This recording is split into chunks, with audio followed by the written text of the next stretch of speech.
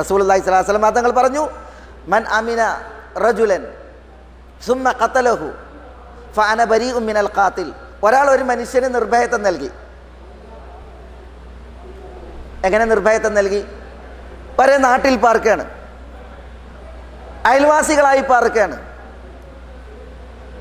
ഞാൻ നിന്നെ ആക്രമിക്കൂല ദ്രോഹിക്കൂല എന്നതിൽ നിർഭയത്താണ്. അതുകൊണ്ടാണ് അയലോകത്ത് വന്ന് പാർക്കണത്, ഒരേ നാട്ടിൽ പാർക്കണത്. എന്നിട്ട് നിർഭയത്വം നൽകപ്പെട്ട വ്യക്തിയെ ഒരാൾ കൊന്നിട്ടുണ്ട് എങ്കിൽ ഈ കൊന്നവനിൽ നിന്ന് ഞാൻ ഒഴിവാണ് എന്ന് റസൂലുള്ളാഹി സ്വല്ലല്ലാഹു അലൈഹി വസല്ലം തങ്ങൾ പറഞ്ഞു. ഞാനും ആ കൊലപാതകിയും തമ്മിൽ ഒരു ബന്ധമല്ല.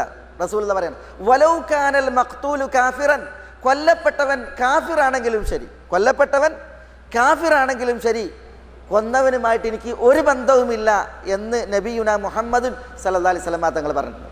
അള്ളാഹു നൽകിയ റൂഹ് അത് മനുഷ്യന്മാർക്ക് ഇവിടെ യഥേഷ്ടം ചിന്താനുള്ളതല്ല. വധിക്കപ്പെടുന്നവൻ അമുസ്ലിം ആണെങ്കിലും ശരി, അള്ളാഹുവിൻ്റെ കോടതിയിൽ അത് മഹാപാപമാണ്. എന്താ വിശുദ്ധ ഖുർആൻ പറഞ്ഞത്? അന്നഹു മൻ ഖതല നഫ്സൻ ബിഗൈരി നഫ്സിൻ ഫിൽ അർദ് ഫകഅന്നമാ ഖതല അന്നാസ ജമിഅ. മുഴുവൻ മനുഷ്യരെയും കൊന്നതിന് തുല്യമാണ് ഒരു മനുഷ്യനെ അന്യായമായി കൊന്നിട്ടുണ്ടെങ്കിൽ. ഒരു മനുഷ്യനെ അന്യായമായി കൊന്നിട്ടുണ്ട് എങ്കിൽ ലോകരെ മുഴുവൻ കൊന്നതിന് തുല്യം പാപമാണത് എന്ന് പഠിപ്പിച്ച ഏക വേദം അത് വിശുദ്ധ ഖുർആനാണ്. അത് പഠിപ്പിച്ച ഏക ദൂതൻ അത് നബിയുന മുഹമ്മദ് സല്ലല്ലാഹു അലൈഹി വസല്ലം തങ്ങളാണ്. അതുകൊണ്ടാണ് പ്രവാചകൻ പഠിപ്പിച്ചത്, പരലോകത്ത് വന്നിട്ടുണ്ടെങ്കിൽ ആദ്യത്തെ പ്രതിക്രിയ അത് മനുഷ്യരക്തം ചിന്തിയതിൻ്റെ പേരിലായിരിക്കും.